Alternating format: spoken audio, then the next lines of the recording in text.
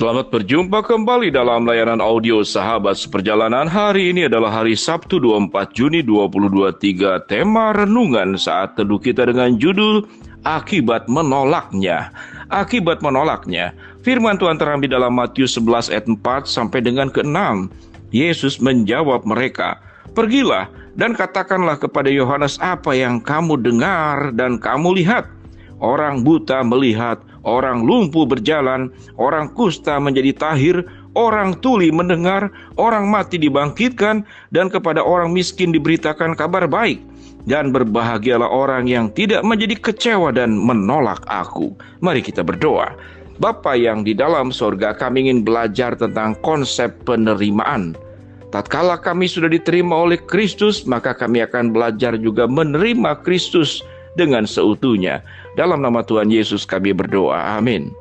Shalom sahabat seperjalanan yang dikasihi Tuhan, kita akan belajar tentang penolakan dan penerimaan. Berkali-kali di dalam firman Tuhan supaya kita sewaktu mengikuti Tuhan, jangan sampai saat kita mengikuti Tuhan namun di saat yang sama kita menolak Tuhan. Mengapa demikian? Seakan-akan kalimat ini kontradiktif. Pada saat kita menerima Tuhan, maka di saat yang sama kita pun menolak Tuhan. Apa yang diterima dari Tuhan? Itu yang terdapat di dalam ayat yang kelima. Sewaktu kita punya persoalan, kita punya kesulitan, kita punya problem, kita akan menerima Tuhan. Menerima apa? Menerima berkat-berkatnya. Orang buta melihat, tatkala kita buta diberi kesembuhan penglihatan. Orang lumpuh berjalan, tatkala kita lumpuh diberikan mujizat oleh Tuhan dan kita berjalan. Orang kusta menjadi tahir tatkala kita punya penyakit tertentu yang kronis dan Tuhan tahirkan, Tuhan sembuhkan, kita tentu menerima kuasa Tuhan. Orang tuli mendengar, kalau kita punya persoalan dengan pendengaran dan Tuhan sembuhkan, tidak perlu alat bantu juga, maka kita akan bersyukur dan menerima semua berkat-berkat Tuhan tersebut. Orang mati dibangkitkan, dan kepada orang miskin diberitakan kabar baik. Betapa sempurnanya kebaikan Allah yang diberikan. Dan ayat yang kelima dalam Matius 11 adalah gambaran tentang sedemikian sempurnanya pertolongan Tuhan. Sedemikiannya sempurnanya kebaikan Tuhan. Tidak ada orang yang menolak pertolongan Tuhan. Tidak ada orang yang menolak akan kebaikan Tuhan. Sewaktu setiap masalah hidup kita dijawab oleh Tuhan, kita akan menerima. Tidak akan ditolak. Siapa yang tidak mau kalau sakit sembuh? Siapa yang tidak mau kalau buta melihat? Siapa yang tidak mau kalau lumpuh berjalan? Siapa yang tidak mau kalau tuli kemudian diberikan kemampuan mendengar kembali secara normal? Siapa yang tidak mau waktu kita jatuh miskin, datang Tuhan, datang Kristus menolong kita? Semuanya mau. Tetapi pada bagian ayat yang ke-6 dikatakan, "Dan berbahagialah orang yang tidak menjadi kecewa dan menolak aku." Bagaimana mungkin pada saat kita menerima seluruh berkat Tuhan kita menolak Tuhan? Ini hal yang sangat juga terjadi umum di dalam kehidupan manusia. Apa perasaan setiap sahabat seperjalanan sewaktu kita bisa memberikan semua yang terbaik kepada orang tertentu? Dia menerima kita, dia sering berkunjung dengan kita, berkomunikasi dengan kita, memberikan pujian kepada kita. Begitu hormat, begitu luar biasa sikapnya kepada kita. Tetapi di satu masa tatkala kita tidak bisa lagi memberikan, kita sendiri jatuh miskin, kita sendiri terpuruk, lalu dia menolak kita. Sehingga penerimaan yang dilakukan oleh orang yang bersangkutan sesungguhnya hanya menerima kebaikan-kebaikan yang diberikan oleh kita kepada yang bersangkutan. Tapi kitanya sendiri ditolak oleh orang yang bersangkutan. Sewaktu di dalam diri kita disebut dengan habis manis padi buang. Tidak ada lagi yang manis dalam hidup kita. Tidak ada lagi madu yang bisa diberikan kepada yang bersangkutan.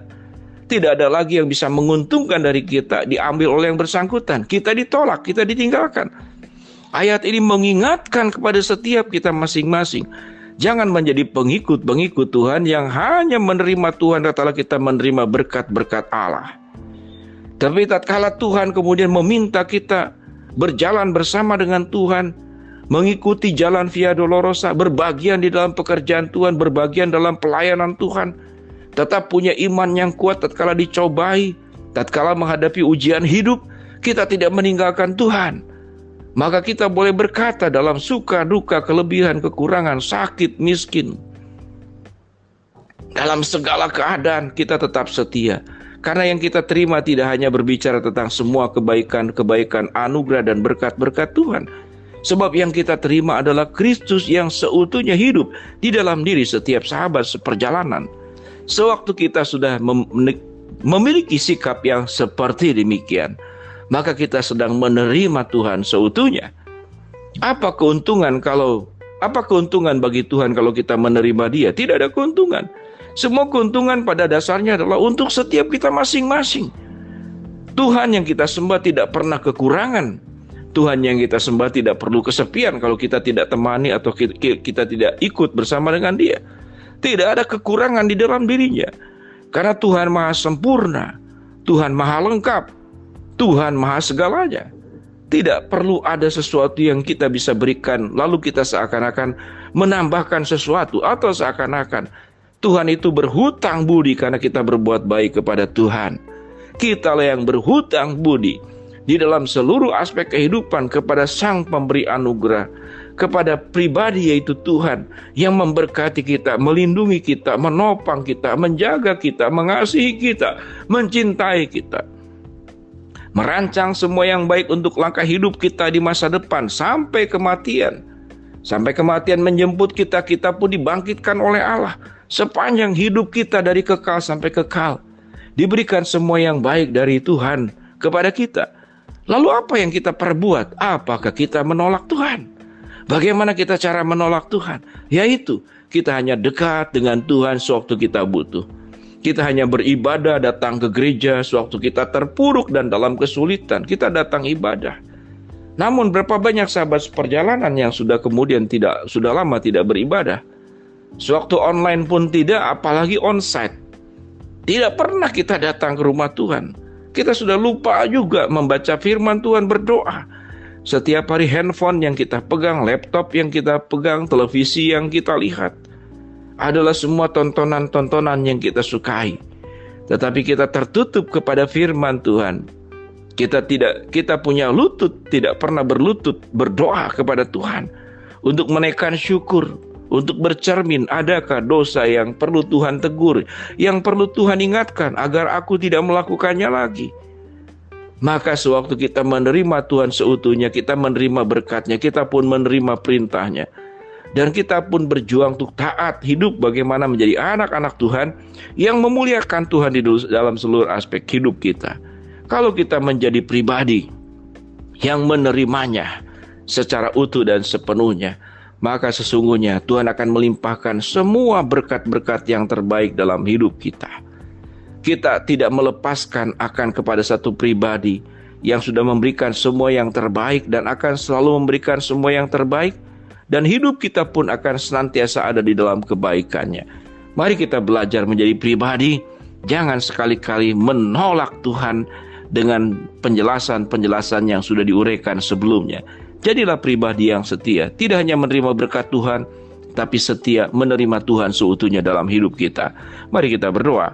Bapa dalam surga, terima kasih buat kebenaran firman Allah yang sudah kami baca dan kami pelajari, agar Tuhan yang sudah menerima kami seutuhnya, kami pun hidup dan menerima Tuhan, hidup di dalam kebenarannya juga seutuhnya. Hamba-Mu berdoa buat setiap sahabat seperjalanan yang sedang sakit, Tuhan jamah sembuhkan. Sahabat seperjalanan yang sedang menghadapi masalah, Tuhan bukakan jalan. Sahabat seperjalanan yang sedang berdoa mengharapkan sesuatu kepada Tuhan, Tuhan kabulkan dengan cara dan waktunya Tuhan. Dalam nama Tuhan Yesus kami berdoa. Shalom, Tuhan memberkati kita semua.